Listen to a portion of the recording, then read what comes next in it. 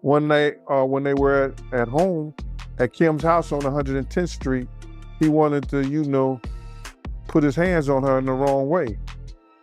And Kim took one of those corkscrews and ripped his wrist up and hit an artery. And when she did that, he had to rush over to St. Luke's Hospital. I met him over there to the hospital. Kim died from pneumonia, but there's the first coroner's report that said that she died.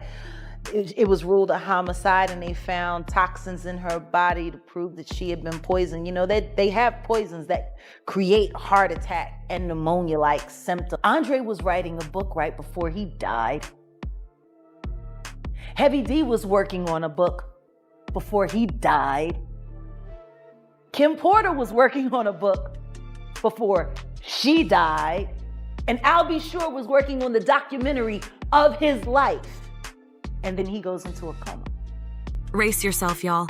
This is about to get crazy now, it seems. We've heard all the stories about Diddy allegedly being involved in Kim Porter's death and that people were paid off to keep quiet.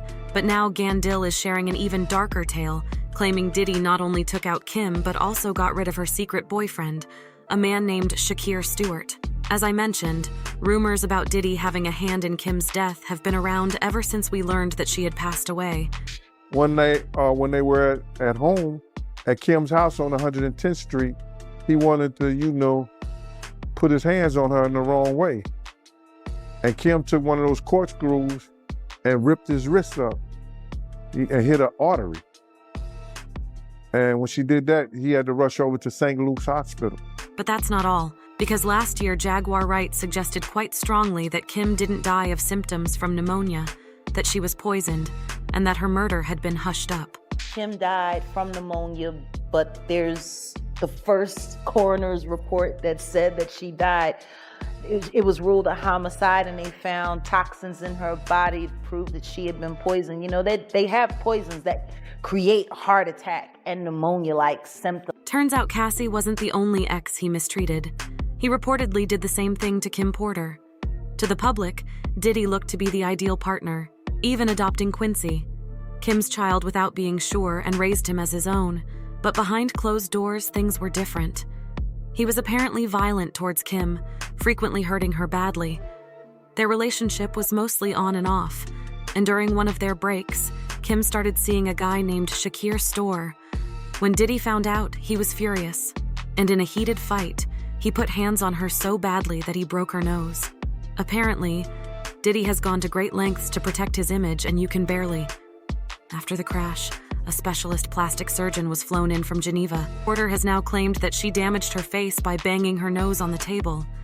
But if you believe that's bad, Shakir was finally found dead in his house from gunshot wounds, officially classed as a suicide. But many people didn't buy this account and suspect Diddy was involved. Just a few weeks before Shakir's murder, there were claims that Diddy had beaten him up, and an insider said, Kim was seeing Shakir and Diddy found out and went bananas. He traced Shakir down to his hotel, then Diddy walked up there without security and beat him to a pulp. Don't let the sparkling suits and curls fool you. Diddy will screw a man up. Now, this is similar to Cassie's revelations about how Diddy supposedly blew up Kid C's car because he found out that Cassie was having a thing with Kid Cy while she was on a break with Diddy. When Kim finally passed away in 2018, it didn't take long for people to point hands at Diddy and accuse him of taking her out. Her first baby daddy, Albie Shore, also hinted at this very strongly on Instagram when he wrote, I recently found this film from the morning I learnt of Kim Porter's murder and how it ripped the soul from my physical body.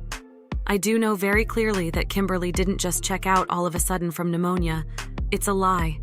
We just celebrated our son's new deal and Christmas special with Netflix, and she was in great health as well, laughing witnessing me and Diddy's mutual exchange at the cinema. I'm going to leave it here. Don't let the love songs fool you. Albie Shore also suggested that Kim was UN alive by tweeting a throwback picture of them and commenting. She sent me this saying, life mimicking art imitates life. Now it all makes sense. She told me other things she was running. I said call the FBI. But the interesting part is that Albie Shach went into a coma shortly after speaking about this and nearly died when he woke up. He never addressed the topic again. Very strange, don't you think? Jagar Wright also made an interesting comment about Kim's death as well as the time of Albie Shea's coma. Writing a book right before he died. Heavy D was working on a book before he died. Kim Porter was working on a book before she died. And Albie Shore was working on the documentary of his life. And then he goes into a coma. Jaguar Wright didn't stop talking about it. She recently leaked additional information regarding Kim Porter's death, saying that Cassie knows more than she's letting on. Kim had a heart-to-heart with Cassie just a few days before her death. I know something that a lot of people don't know. I know that you and Kim Porter had a sit-down right before she left us. I know Kim had some very good advice to give you, and I believe that this is why things are happening as they're happening now. Kim was smart, wasn't she, Cassie? Kept you alive and kept you safe. Congratulations on surviving and congratulations on standing up. What's fascinating is that Kim died just a few weeks after Cassie finally left Diddy for real. So what did Kim tell Cassie? It's possible. Kim gave her something to hold over Diddy, helping her to leave the relationship. It's hardly a coincidence that Cassie chose to file her lawsuit the day after the 5th anniversary of Kim's death. There were also reports suggesting that Kim Porter's family thought Diddy might have had a hand in something to do with her death because they don't believe she died from pneumonia. Her family even sought legal advice about maybe bringing a wrongful death lawsuit against Diddy. This was before Cassie and the other lawsuits, so it wasn't about getting press or clout. The source disclosed the information and said that the reason the family decided not to file the case was that they supposedly had been contacted by the FBI. The person said, according to Kim's ex, the FBI has already contacted them, and 3 family members and 6 friends have been interviewed and warned to remain silent. Cassie told lawyers when she filed her own lawsuit against Diddy that she had information concerning Kim Porter's death and proof of the cause. Why was Kim there are claims of a cover-up surrounding Kim's death, as revealed by an anonymous source. When Kim died, there were doubts about the manner in which she died. If they are going to say it was pneumonia and that she passed away quietly in sleep, then why were there on Kim's pillowcases and also a little trail on the bedroom floor that led to the bathroom? According to an insider, Kim died in the bathroom and was tragically placed on the bed where she was found hours later. There's also a curious allegation that the doctor supervising her was handpicked by Diddy and no one else was allowed near her. The insider found Kim's last call to 911 was at 2:43 a.m., but she was discovered dead later that morning around 11 a.m., according to Kimora Simmons. So not only did Diddy supposedly kill Kim Porter, but he also allegedly took out her lover and got this Ganal claim. This isn't the first time Diddy took rid of a partner's side piece. According to Gene, in addition to having a nasty attitude, Diddy gets very, very jealous if his ex-partners try to move on. Misa Hilton's baby daddy Misa is Diddy's first baby mama, and Diddy gets jealous and angry now.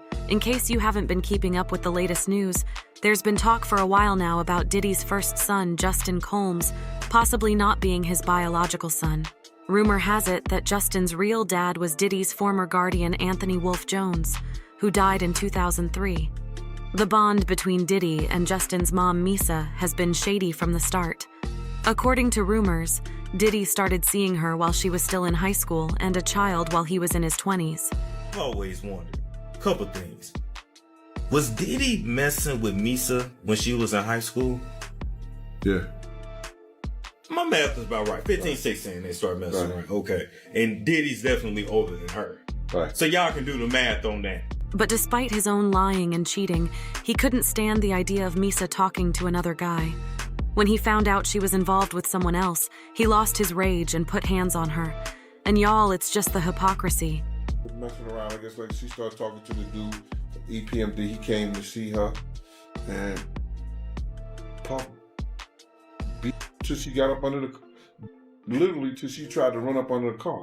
Wow. Diddy's entire pattern of cruelty appears to have harmed nearly all the women he's been involved with, which is really disturbing.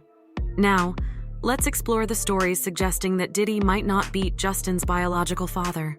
Misa gave birth to Justin in 1993, and tales of her infidelity with wolves while she was with Diddy have spread for years. Gene Dill referred to this in an interview. Do you think that Diddy is actually Justin's father? I wasn't there.